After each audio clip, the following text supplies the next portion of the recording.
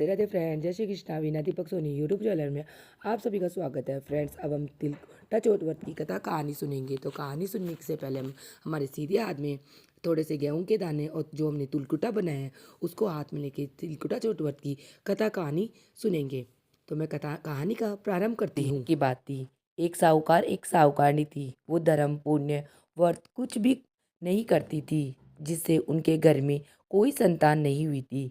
एक दिन वह पड़ोस के घर जाती है। माघी चौथ की कहानी सुन रही थी तो साहूकारनी ने पूछा, आप क्या कर रही हो? बोली कि मैं आज चौथ का व्रत रखा है, सो कहानी सुन रही हूँ।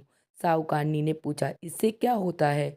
पड़ोसन बोली कि इससे अन्न धन और संतान की प्राप्ति होती है। साहूकारनी कहती है, नहीं बगैर रह जाऊंगी तो आपके सवा शेर का तिलकुटा करूंगी और चौथ का व्रत करूंगी। वो वैसे ही ना ही रहेगी। फिर साहूकारनी ने बोला कि मेरे लड़का हो जाएगा तो मैं 2.5 शेर का तिलकुटा करूंगी। उसके लड़का भी हो गया। उसके बाद में वे बोलती, ये चौथ मारा मेरे बेटे की शादी हो जाएगी तो मैं 1.25 मन का तिलकुटा करूंगा। बेटे की शादी हो जाएगी तो मैं 1.25 मन को तिलकुटा करूंगी। बेटे को विवाह मंड गया। अब वो लोग बारात लेकर चलने लगे। चौथ माता सोची, ये तो जब से नहाई है तब से तिलकुटा बोल रही है और अब तो बेटा का शादी भी करने जा रही है तो भी एक भी तिलकुटा नहीं किया। अगर मैंने इसको चुटकुला नहीं दिखाया तो अपन कलयुग में कोई नहीं मानेगा। बेटे ने 3 फेरे तो ले लिए थे। चौथा फेरे में चौथ माता का गाजती बाजती आई और बींद को उठाकर ले गई और पीपल पे बिठा दिया। फिर फेरे में से फेरे में हाहाकार मच गया। सारे बीन लोग बींद को खोजने लगे, अर्थात दूल्हा कहीं भी नहीं मिला। बहुत सारे दिन बीत गए। गणगौर आई। छोरिया गणगौर पूजने के लिए पीपल के पास धूप तोड़ने जाती। पीपल में से बींद एक रोज रोज एक लड़की को बोलता, अरे मेरी अदब्याड़ी। तो ये सुन कर लड़की सूखने पड़ गई। लड़की की माँ बोली कि बेटी, मैंने तो तेरे को बहुत अच्छा खिलाती हूँ, फिर भी तू क्यों सूख रही है? लड़की अपनी माँ को बोलती कि माँ, जब मैं धूप तोड़ने जाती हूँ तो पीपल पे एक लड़का बैठा हुआ है और बींद के दूल्हे के कपड़े पहने हुए, मेहंदी लगाए हुए, सेहरा पहना हुआ है। रोज मुझे कहते हैं कि अरे मेरी अदब्याड़ी। माँ वहाँ पे जाकर देखती है कि कहती है, ये तो मेरा जवाई बैठा हुआ है। जब वो बोलती कि मेरी बेटी को आप अदब्याई करके यहाँ क्यों बैठे हो, तो वह बीन बोलता है, मैं तो चौथ माँ के पास गहना पड़ा हूँ। मेरी माँ ने तिलकुटा बोला था, जिसको किया नहीं, जिसके कारण चौथ माता नाराज होकर गुस्सा होकर मुझे यहाँ उठा लाई है और मैं यहाँ पे बिठा दिया है मुझे। वह अपनी बूंद के घर जाती है और उनको सारी बात बताती है। साहूकारनी बोलती है, ये चौथ माता, मेरा बेटा आ जाएगा तो मैं आपका 2.5 मन का तिलकुटा करूँगी। चोरी की माँ भी 2.5 मन का तिलकुटा बोल देती है। चौथ माता खुश हो जाती है और उसके बेटे को वापस लाकर फेरों में बिठा देती है। इस प्रकार बेटे की शादी हो जाती है। उसके बाद लोग खूब धूमधाम से चौथ माता के तिलकुटे का व्रत करते और सारी नगरी में हेलो फिरा देते। सब कोई चौथ माता को व्रत करियो, तिलकुटो करतियो। ये चौथ माता उका बेटा न मिलियो, ये बहू को मिला है। जिस जिस प्रकार आपको सबको मिलाना, कहता सुनता हुकारा बढ़ता, अपना परिवार को मिलाना। कहानी अधूरी है तो उसको पूरी करना, पूरी को प्रमाण करना। इस प्रकार हमारी चौथ माता की कहानी समाप्त होती है। उसके बाद में हम विनायक जी की कहानी सुनेंगे। देवरानी जेठानी रहती थी। जेठानी अमीर थी और देवरानी गरीब थी। देवरानी गणेश जी की भक्त थी। देवरानी का पति जंगल से लकड़ी काटकर बेचता था और अक्सर बीमार रहता था। देवरानी जेठानी के घर सारा काम करती थी और बदले में जेठानी बचा कुचा खाना, पुराने कपड़े आदि उसको दे देती। इसी से देवरानी का परिवार चल रहा था। माघ महीने में देवरानी ने तिल चौथ का व्रत किया। 5 आने का तिल व गुड़ लाकर तिलकुटा बनाया। पूजा करके तिल चौथ की कथा, तिल चौथ की कहानी सुनी और तिलकुटा छिक्के में रख दिया और सोचा कि चांद उगने पर पहले तिलकुटा और उसके बाद ही कुछ खाऊंगी। सुनकर वह जेठानी की यहाँ चली गई। खाना बनाकर जेठानी के बच्चों से खाना खाने को कहा तो बच्चे बोले, माँ ने व्रत किया है और माँ भी भूखी है।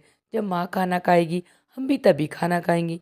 जेठ जी को खाना खाने को कहा तो जेठ जी बोले, मैं अकेला नहीं खाऊंगा, जब चांद निकलेगा तब सब खाएंगे, तब मैं ही खाना खाऊंगा। जेठानी उसे कहा, आज तो किसी ने भी अभी तक खाना नहीं खाया, तुम्हें कैसे दे दूं? तुम सुबह सवेरे ही बचा हुआ खाना ले जाना। देवरानी के घर पर पति बच्चे सब आस लगाए बैठे थे कि आज तो त्योहार है, इसलिए कुछ पकवान आदि खाने को मिलेंगे। परंतु जब बच्चों को पता चला कि आज तो रोटी भी नहीं मिलेगी तो बच्चे रोने लगे। उसके पति को भी बहुत गुस्सा आया और कहने लगा, सारा दिन काम करके भी दो रोटी नहीं ला सकती तो काम क्यों करती हो? पति ने गुस्से में आकर पत्नी को कपड़े धोने के धोने से मारा। धोना हाथ से टूट गया तो पाटे से मारा। वे बेचारी गणेश जी को याद करती हुई रोते रोते पानी पीकर सो गई। दिन गणेश जी देवरानी के सपने में आए और कहने लगे, धोने मारी पाटे मारनी, सो रही है या जाग रही है? वह बोली, कुछ सो रही हूँ और कुछ जाग रही हूँ। गणेश जी बोले, भूख लगी है, कुछ खाने को दे दो। देवरानी बोली, क्या दूँ? मेरे घर में तो अन्न का एक दाना भी नहीं है। जेठानी बचा कुचा खाना देती थी, आज वह भी नहीं मिला। पूजा का बचा हुआ तिल कुटा छीके में पड़ा है, वही खा लो। कुटा खाने के बाद गणेश जी बोले, धोनी मारनी पाटे मारी, निमटाई लगी है, कहाँ निमटे? वह बोली, यह पड़ा घर, जहाँ चाहे इच्छा वहाँ निमट लो। फिर गणेश जी बच्चे की तरह बोले, अब मैं कहाँ पूछूं? नींद में मग्न वह देवरानी को बहुत गुस्सा आया कि कब से तंग किए जा रहे हो। सो बोली, मेरे सर पे पहुँचो और कहाँ पहुँचोगे? सुबह जब देवरानी उठी तो यह देखकर हैरान रह गई कि उसका घर हीरे मोती से जगमगा रहा था। सिर पर जहाँ विनायक विनायक जी ने पोछनी कर गए थे, वह हीरे के टीके व बिंदी जगमगा रहे थे। उस दिन देवरानी जेठानी के यहाँ काम करने नहीं गई।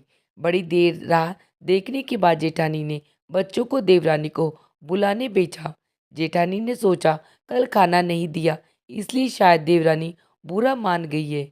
बच्चे बुलाने गए और बोले, चाची चलो, माँ ने बुलाया है, सारा काम पड़ा है। देवरानी ने जवाब दिया, अब उसकी ज़रूरत नहीं, घर में सब भरपूर है, गणेश जी के आशीर्वाद से। बच्चों ने घर आकर माँ को बताया कि चाची का तो पूरा घर हीरे मोती से जगमगा रहा है। जेठानी दौड़ती हुई देवरानी के पास आई और पूछा कि यह सब कहाँ से और कैसे हुआ। देवरानी उसके साथ जो हुआ वह सब कह डाला। कल लौटकर जेठानी अपने पति से कहा कि आप मुझे धोने और पाटे से मारो। उसका पति बोला कि भली मानस, मैंने कभी तुम पर हाथ भी नहीं उठाया, मैंने तुम्हें धोने और पाटे से कैसे मार सकता हूँ? वह नहीं मानी और जिद करने लगी। मजबूरन पति को उसे मारना पड़ा। उसने ढेर सारा घी डालकर चूरमा बनाया और छीके में रखकर सो गई। रात को चौथ विनायक जी सपने में आए और कहने लगे, भूख लगी है, क्या खाऊं? जेठानी ने कहा, हे गणेश जी महाराज, मेरी देवरानी के या तो आपने सूखा तिलकुटा खाया था, मैंने तो आपके लिए झरते हुए घी का चूरमा बनाकर आपके लिए छीके में रखा है, फल और मेवे भी रखे हैं, जो चाहे आप खा लीजिए। बाल स्वरूप गणेश जी बोले, अब मुझे निमटे आइए, कहाँ निमटूं? जेठानी बोली, उसकी यहाँ तो टूटी फूटी झोपड़ी थी, मेरी यहाँ तो कंचन के महल है, आप जहाँ चाहो वहाँ निमट लो। फिर गणेश जी ने पूछा, अब कहाँ पहुँचूं? जेठानी बोली, मेरे ललाट पर बड़ी सी बिंदी लगाकर पहुँच लो।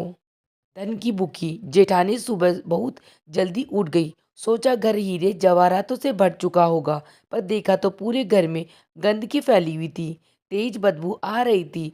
उसके सिर पर भी बहुत सी गंदगी लगी हुई थी। उसने कहा, गणेश जी महाराज, ये आपने क्या किया? मुझसे रूठे और देवरानी पर टूटे। जेठानी ने घर और की सफाई करने की बहुत ही कोशिश की, परंतु गंदगी और ज़्यादा फैलती गई। जेठानी के पति को मालूम चला कि वह बहुत गुस्सा और बोला, तेरे पास इतना सब कुछ था, फिर भी तेरा मन नहीं भरा। परेशान होकर चौथ के गणेश जी से मदद की विनती करने लगी। गणेश जी ने कहा, देवरानी की जलन के कारण तूने जो किया था, यह उसी का फल है। अब तू अपने घर में से आधा उसे दे देगी, तभी यह मैं साफ करूँगा। उसने आधा धन बांट दिया, किंतु मोहरों की एक हांडी चूल्हे के नीचे गाड़ रखी थी। सोचा कि किसी को पता नहीं चलेगा। उसने उस धन को नहीं बांटा। उसने कहा, गणेश जी, अब तो अपना यह बिखराव समेटो। वे बोले, पहले चूल्हे के नीचे गाड़ी हुई मोहरों की हांडी सहित ताक में रखी 2 सुई के भी 2 हिस्से कर दो। पर कहा, गणेश जी ने बाल स्वरूप में आकर सुई जैसी छोटी चीज का भी बंटवारा किया और अपनी माया समेटी। हे गणेश जी महाराज, जैसी आपने देवरानी पर कृपा की, वैसी हम सब पर करना। कहानी कहने वाले, सुनने वाले व हुकार बनने वाले सब पर कृपा करना। किंतु जेठानी को जैसी सजा दी, वैसी किसी को मत देना। कहता सुनता हुकारा बढ़ता, अपना परिवार कर। कहानी अधूरी है तो उसको पूरी करना, पूरी को प्रमाण करना। इस प्रकार मेरी ज्योत विनायक और गणेश जी भगवान की कहानी समाप्त हुई। आज सबको मेरी कहानी कैसी लगी मुझे कमेंट बॉक्स में जय श्री कृष्ण या हर हर महादेव लिख के ज़रूर बताना। वीडियो पसंद आई तो वीडियो को लाइक करना और चैनल को सब्सक्राइब करना, जिससे आने वाली वीडियो का नोटिफिकेशन आप लोगों को प्राप्त हो सके। वीडियो देखने के लिए आप सभी का धन्यवाद। हर हर महादेव। मिलते हैं नेक्स्ट वीडियो में।